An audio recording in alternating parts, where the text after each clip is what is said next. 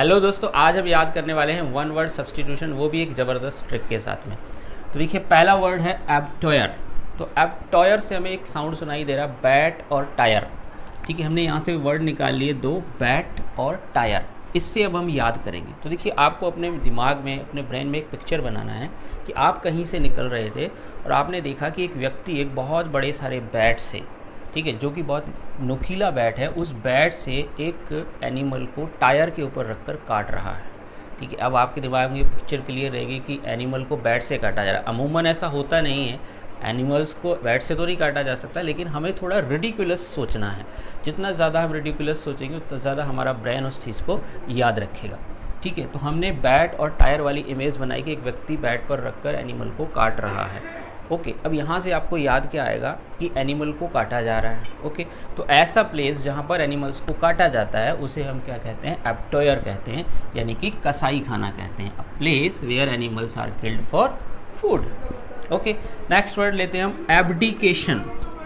अब abdication word को क्या करना, आपको स्लो मोशन में पढ़ना है। तो देखो कैसा लगेगा ये, अ बड़ी कैट, अ बड़ी कैट। ठीक है, यहाँ पे क्या वर्ड निकल के आया? अ बड़ी कैट, एक बड़ी सारी बिल्ली। ओके, अब जनरली क्या होता है कि जो बिल्लीज़ होती हैं वो किसको खाती हैं? चूहों को खाती हैं, चूहों के पीछे दौड़ती हैं। ठीक है, लेकिन ये एक ऐसी बड़ी विचित्र बिल्ली है, बहुत बड़ी सारी बिल्ली है, और जो कुछ ही चूहों के आपने देखा, अपने दिमाग में आपको इमेजिन करना है कि आपने बिल्ली को देखा। बिल्ली जो है चूहों के पीछे थोड़ी दूरी भागती है और थोड़ी दूर भागने के बाद रुक जाती है, हाँफ जाती है, गिव अप कर देती है। ठीक है, तो अब यहाँ से आपको क्या याद आएगा? एब्डिकेशन का मतलब होता है टू फॉर्मली गिव अप। ठीक है, औपचारिक रूप से त्याग देना। अब जो एब्डिकेशन वर्ड है वो एब्डिकेट से बना है, और एब्डिकेट का मतलब भी होता है गिव अप कर देना। ठीक है, छोड़ देना किसी चीज़ को। ओके, नेक्स्ट वर्ड हम लेते हैं एब्ल्यूशन। एब्ल्यूशन से हमें एक वर्ड मिल रहा है, एक इससे मिलता जुलता एक राइमिंग वर्ड हम लेते हैं, लोशन। Okay, lotion. लोशन क्या होता है? एक लिक्विड फॉर्म में होता है जिसे हम बॉडी के ऊपर लगा सकते हैं। ठीक है, अब लेकिन आपके पास ये जो लोशन है ये एक जादुई लोशन है। ये आपको किसी बड़े बाबा जी ने दिया है, एक संत महापुरुष ने दिया है, और उन्होंने बोला कि बेटा इससे स्नान आपको करना है। तो आप क्या करते हैं, इसकी 2-3 बूंद जैसे किसी बाल्टी में डालते हैं तो वो बाल्टी पूरी की पूरी भर जाती है ना, एक जादुई है। तो अब देखो यहाँ से आपको क्या याद आएगा? लोशन, लोशन से क्या हो रहा है? आपका स्नान हो रहा है, तो यानी कि ritual washing of the body. ठीक है, स्नान किसका करते हैं? बॉडी का करते हैं। तो लोशन से आपको याद हो जाएगा एब्ल्यूशन। एब्ल्यूशन से क्या हो रहा है? Ritual washing of the body, washing of the body, यानी कि धार्मिक स्नान को हम क्या बोलते हैं? एब्ल्यूशन बोलते हैं। नेक्स्ट वर्ड लेते हैं अबस्ट्रू। अबस्ट्रू, अबस्ट्रू में हमें एक वर्ड मिलकर आ रहे हैं। देखो, इसको अगर हम स्लो मोशन में पढ़ें, अबस्ट्रू, अबस्ट्रू, तो आपको अपने ब्रेन में इमेजिन करना है कि बहुत बड़ी सारी बस है।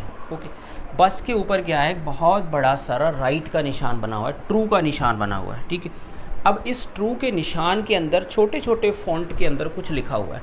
आप उसको बड़ा पढ़ने की कोशिश कर रहे हैं, but it is hard to understand. आप उसे समझ नहीं पा रहे कि क्या लिखा हुआ, वो फॉन्ट्स आपको क्लियरली दिखाई नहीं दे रहे। तो वेरी सिंपल, एब्स्ट्रू का मीनिंग हो गया हार्ड टू अंडरस्टैंड, समझने में मुश्किल।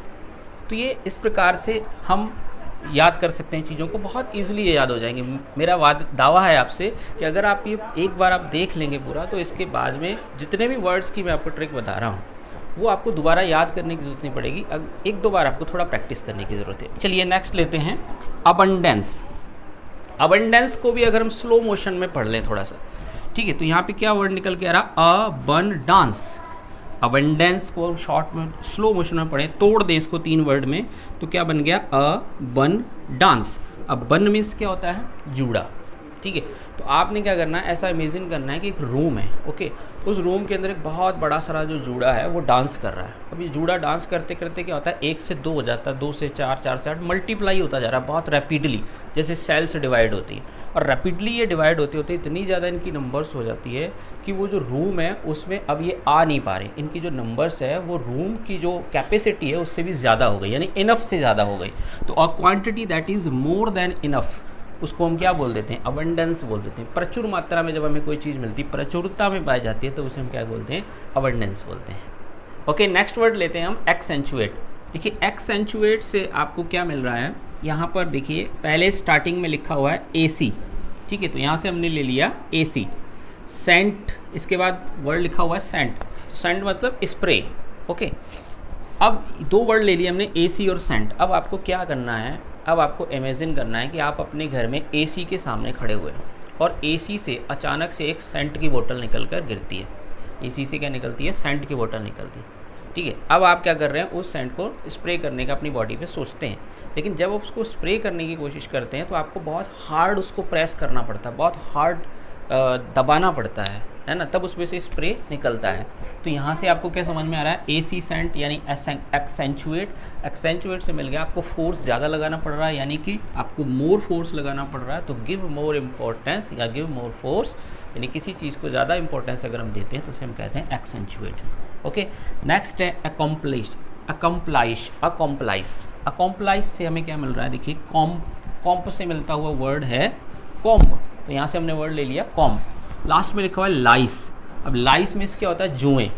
ठीक है, अब यहाँ पर आपको क्या इमेजिन करना है कि एक कॉम्ब है। ओके, उस कॉम्ब के ऊपर बहुत सारी जुएं हैं। ठीक है, अब वो जुएं क्या कर रही हैं कि एक दूसरे को हेल्प कर रही हैं, एक दूसरे की हेल्प कर रही हैं।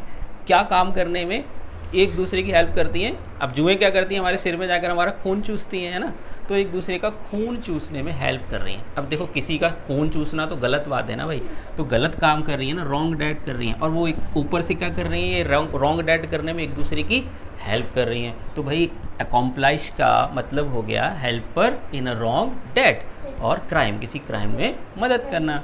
ओके, नेक्स्ट वर्ड है एक्रोनिम।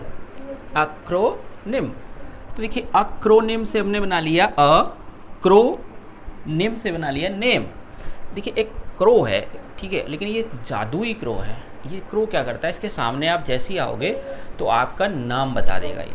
ठीक है, क्या बता देगा, नाम बता देगा, लेकिन बड़ा चालाक है ये क्रो, पूरा नाम नहीं बनाता, आपके नाम का केवल पहला लेटर बताता है। क्या बताता है, नाम का पहला लेटर। तो एक्रोनिम से हमको मिल गया नाम का पहला लेटर, यानी कि एक्रोनिम क्या चीज़ होता है, word formed from initial letter of a name, यानी एक ऐसा वर्ड जो किसी भी नेम के फर्स्ट लेटर से मिलकर के बनता है, उसे हम एक्रोनिम बोलते हैं। जैसे हम लिखते हैं विबगयोर, तो विबगयोर इज अ एक्रोनिम। ये किसका एक्रोनिम है, नेम ऑफ कलर्स, जो 7 कलर्स होते हैं उनका एक्रोनिम है। ठीक है, तो जैसे वी से बन गया आपका वायलेट, तो वायलेट से पहला लेटर लिया वी, इस प्रकार से कलर्स के नेम से लिया है, वो आप जानते हैं। ओके, नेक्स्ट वर्ड है अडेंडम। अडेंडम, तो इसको भी अगर आप तोड़ के पढ़ें तो एड एंड, एड और एंड, यानी सिंपल सी बात है कि अगर किसी चीज़ को हम एंड में ऐड करते हैं तो वर्ड एडेंडम बोलेंगे, जिसे हिंदी में अपन परिशिष्ट बोलते हैं, जो बुक्स के लास्ट में लिखा होता है।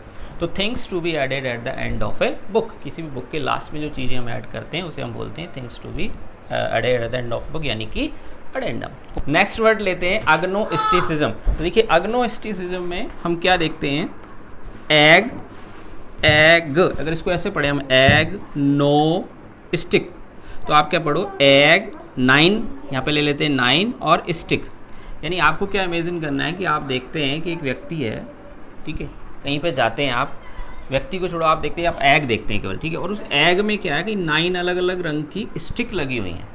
ठीक है, तो यानी ये एक तरीके का क्या है कि ब्लाइंड फेथ वाला काम है, कोई जादू टोना किसी ने किया हुआ है कि एक अंडे में 9 अलग अलग कलर की स्टिक्स लगी हुई हैं। तो यानी कि ये कौन कर सकता है ऐसा काम, जिसका गॉड के ऊपर, जो गॉड के एग्जिस्टेंस के ऊपर विश्वास नहीं करता, जो भगवान पर विश्वास नहीं करता। तो सिंपल सी बात है, अग्नोस्टिसिज्म का मतलब है doubtful about the existence of God, simple. Okay, next है अलोमनी। अब देखिए अलोमनी क्या है, अलोमनी वह मनी होती है जो किसी को भी डाइवर्स होने के बाद उसको एक फिक्स अमाउंट दिया जाता है। अगर किसी का डाइवर्स हो जाता है तो उसके बाद उसको एक फिक्स अमाउंट दिया जाता है, तो उसको हम अलोमनी बोलते हैं। तो अलोमनी से हमने लेंगे मनी। ओके, अब आपको इमेजिन करना है कि आपकी वाइफ है जो रोज़ आपसे झगड़ा करती है और आपसे मनी मांगती है और कहती है आपको कि अगर आपने मुझे मनी नहीं दी तो मैं आपको कोर्ट में घसीटूंगी, I will see you in court. या आपको अगर ऐसा लगता है कि यार मैं अपने बारे में ऐसा कुछ सोचूं, या मेरी तो शादी नहीं हुई, तो आप किसी ऐसे व्यक्ति के बारे में इमेजिन कर लो, भाई जिसकी शादी हुई है, कोई दिक्कत नहीं, हमें तो याद करना है। तो अलोमनी, ठीक है, तो आपको देखो मनी से याद आ जाएगा अलोमनी, और कोर्ट में घसीटूंगी से आपको कोर्ट आ जाएगा। डाइवर्स, तो डाइवर्स जो डाइवर्स होता है वो कहाँ जाके होता है, कोर्ट में जा करके होता है। तो allowance fixed after divorce to a wife, उसको हम अलोमनी बोलते हैं। तो ये जो ट्रिक थी हमने इसमें याद किए, लगभग 10 वर्ड हमने याद किए, 1 वर्ड सब्सटीट्यूशन के याद किए। नेक्स्ट और भी हम इस तरह की ट्रिक्स मैं बनाता रहूँगा। आप नीचे कमेंट करके बताएं कि आप क्या चीज़ और है जो आपको याद करने में डिफ़िकल्टी होती है और जिसकी आप ट्रिक चाहते हैं। ठीक है, अगर आपको ये वीडियो अच्छा लगा तो प्लीज़ लाइक शेयर करना ना भूलें, चैनल को सब्सक्राइब कर दें। Thank you so much.